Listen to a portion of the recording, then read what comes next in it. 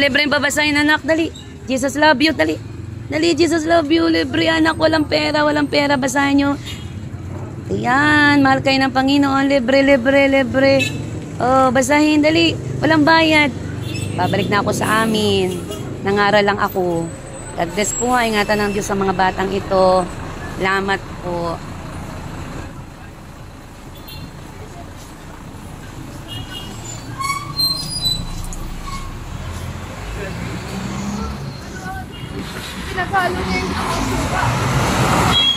Ayan, libre pa pong babasahin, wala pong bayad. Ang daladala ko po ay mabuting balita, balita po ng kaligtasan. Sino po ang gusto dyan na maligtas? Maligtas ang kaluluwa. Ang ganda po ng regalo ng Panginoon. Jesus Christ is the only way, the truth in the life. No one comes to the Father except Jesus Christ.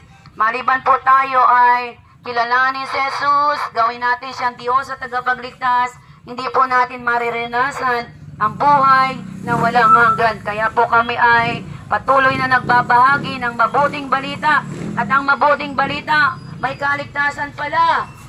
Maliligtas ka pala kapag kinilala mo si Jesus bilang Diyos mo at tagapagligtas. Sino na po ang ligtas sa inyo dyan? Hello, sino na po ang ligtas? Yung tumanggap na kay Kristo, kinilala siya bilang Diyos tagapagligtas. Kapag hindi pa po, now is the day of your salvation. Mahirap po na mamatay na hindi tayo tumatanggap kay Kristo o nagsisisi kasi po, mayroon lang pong dalawang pupuntahan, langit at impyerno. Nakasulat po sa Biblia yan na, yung mga tao na magtitiwala, mananampalataya kay Kristo, ililigtas ng Panginoon. Yung mga tao naman na ayaw tanggapin si Jesus, sila po ay may kapahamakan. Kaya binibigyan pa po tayo ng pagkakataon na lumapit sa Diyos, kilalanin ng Panginoon para po tayo maligtas. Kaya tandaan natin ang araw na to, kayo po ay pinadalhan ng mabuting balita. Ang mabuting balita, ang Panginoong Yesus ay babalik. Jesus Christ is coming. Jesus is coming. Jesus Christ is coming soon. So we need to prepare yung kaluluwa natin. Tanggapin natin ang Panginoon para masalba po ang ating kaluluwa. Sa mundong ito po, pansamantala lang ang buhay natin. Huwag po nating bayaan na tayo po ay mapahamak dahil ang Panginoon ang tagapagligtas. Ano po? Kaya po, tandaan natin, sabi po sa John 3:3, the Bible said, one person must be born again to see the kingdom of God. So kailangan ng mga tao pala maging born again Christian para maligtas, para makapunta sa langit. Ang mga tao pala kailangan mag-born again para pagharian ka ng Panginoon. Maliban, natanggapin mo si Jesus bilang Diyos mo at tagapagligtas, hindi po natin mararanasan ang kaligtasan. Kaya po kami nananawagan habang araw pa, pag dumating na po yung kadiliman, wala na tayong magagawa. Kaya it's time to come back to Jesus Christ. Repent from our wicked ways upang yung buhay sa langit, yung regalo ng Diyos ay ating maranasan. At tandaan po natin, napakahalaga mo sa paningin ng Diyos. Mahal na mahal ka po ng Diyos, ha? Kaya po pala namatay si Jesus para sa iyo at sa akin.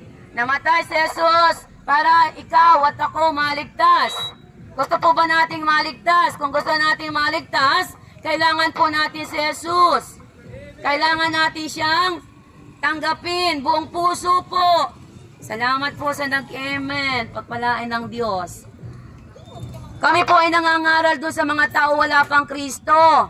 Kasi po, mahalagang mahalaga yung mga tao na wala pang Kristo ay tumanggap, kumakatok po ang Panginoon sa mga puso ng tao.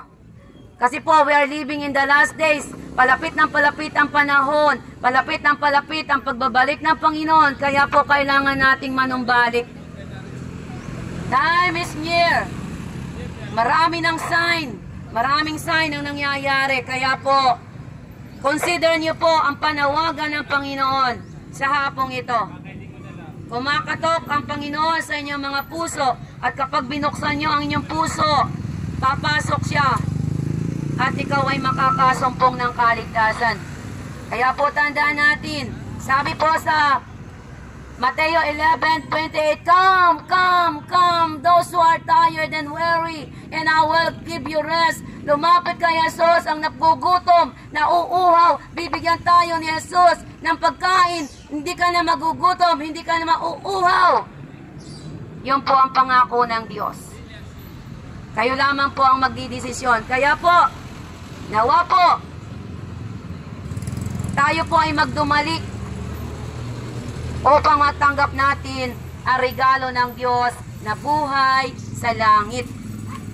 Kailangan po natin yung mga pagkain na yan.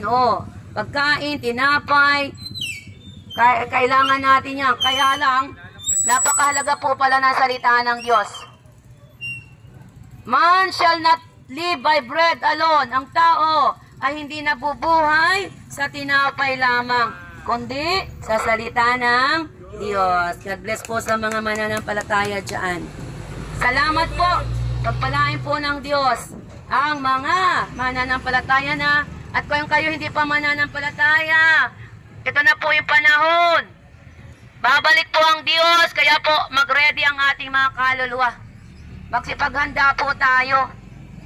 Ang panahong ito, pasama ng pasama, kaya po kailangan nating maghanda. At ang paghahanda natin gagawin, tanggapin si Jesus bilang Diyos at tagapagligtas ng ating kaluluwa. Ama, maraming salamat po sa hapong ito. Patuloy niyo pong pagpalain ng mga tao, lakaran ang lakaran. Nawa po, masumpungan nila yung regalo mo na buhay na walang hanggan, yung biyaya ng pagliligtas ay maranasan ng mga tao. Maraming salamat po. At pagpalain mo na po ang lugar na to. Mapalad ang isang bayan na ang namumuno ay may takot sa Diyos. At pagpapalain din ang mga tao na may takot sa Diyos. Kaya Ama, pagpalain mo ang lugar na to. Magkaroon ng revival ang mga tao dito at marami pang maligtas. Salamat po Ama. Ito po yung dalangin namin. Sa pangalan ni Jesus, Amen. Pagpalain po kayo ng Diyos. God bless po. Amen. Salamat po.